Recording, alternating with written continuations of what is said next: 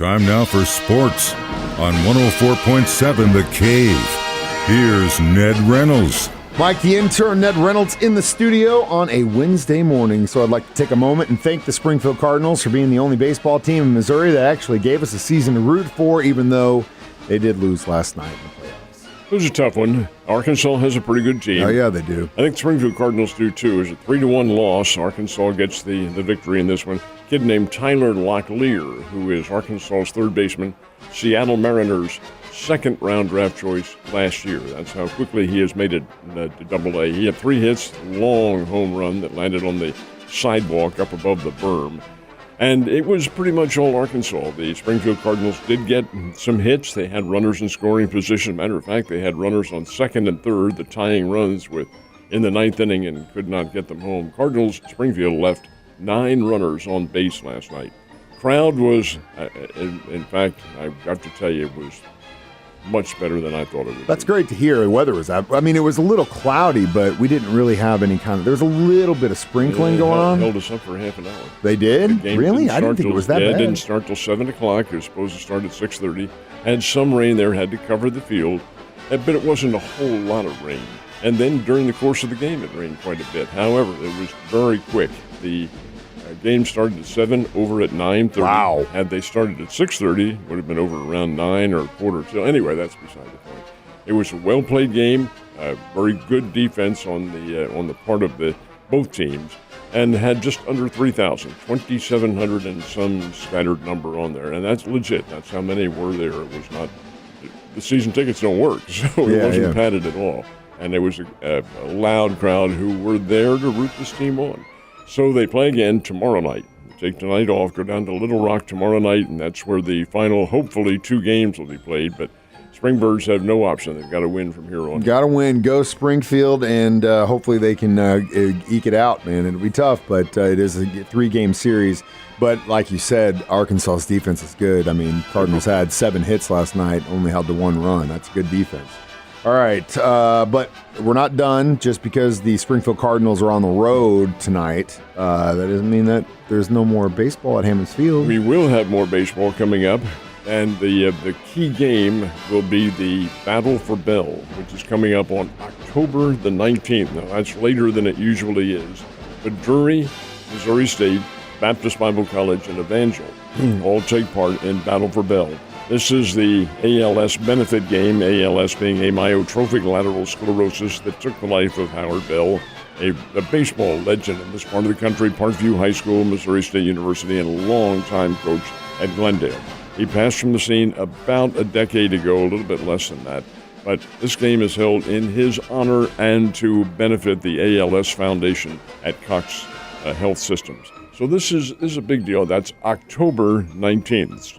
It's late, may be cool out there, but you're still playing baseball. And it's the Bears versus Drury. That's the night game. BBC versus Evangel at noontime. Always a great time and for an even better cause. And I know you have a blast at that every year.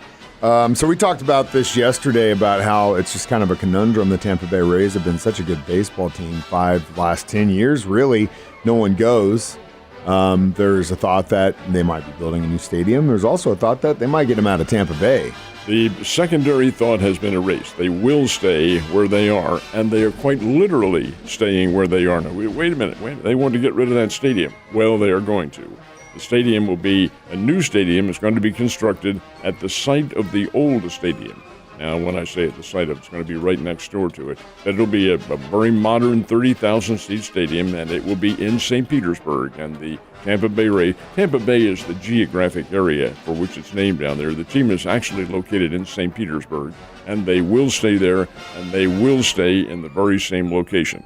The target date for the new stadium is 2028, so we're about 5 years away from that now, but it'll take a while, and there's still some financing circumstances to be worked out. But it looks like the Tampa Bay Rays, who are really good, folks, they're a really good team, and a low budget team. I mean, they don't have any money at all. They work with, 30, 35 million? There are players who make more than that, individuals, and that's their entire budget, maybe a little bit more than that. But bottom line is this: they will be there for the future, and hopefully the Florida fans will continue to support them. The Cardinals were flying high that they actually accomplished one goal this year, helping Waino get to 200, which he did on Monday. What did they do yesterday? Well, they fell out of the nest last night. Milwaukee Brewers beat them by a score of 7-3. Cardinals they're only, 11 or 10 games remaining, something like that. And the Cardinals are playing out the string now. They're not going anywhere this year. Milwaukee is. Milwaukee's probably going to win that division. But this was a win for the Brewers. And here's one of the anomalies of baseball, one of the strange points. On the night that Wainwright won his 200th game, and that was 2 nights ago, the only run of the game in a 1-0 game was Wilson Contreras, the Cardinals catcher. He hit a home run, and that was it. No other scoring. So Contreras hit a home run last night, only it was Wilson Contreras' brother, William Contreras of the Milwaukee Brewers. He hit one, and they had other key elements working for them, and Milwaukee gets that win 7-3. These teams will play again tonight up at Busch Stadium. How the Royals do against the Cleveland Guardians. Boy, I'm like going through my mind. Struggle Commanders, not to say the Indians. I mean, it's been that for so many years. You've got to change your mindset. But yeah, they're the Guardians now. Royals won.